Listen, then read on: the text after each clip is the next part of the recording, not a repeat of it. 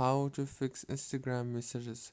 In today's video, I'm gonna show you how to fix Instagram messages in less than 1 minute. All what you wanna do, guys, is very simple. First thing, open the settings and then go to the apps.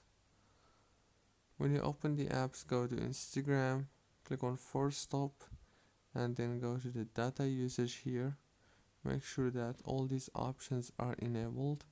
Go back again, click on storage, click on clear cache, go back to the settings on your phone, go to the wireless and networks, and now all what you want to do here is very simple.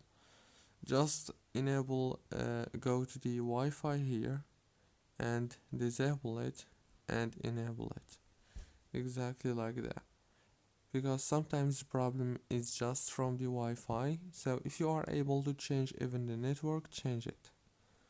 Don't forget to like and subscribe.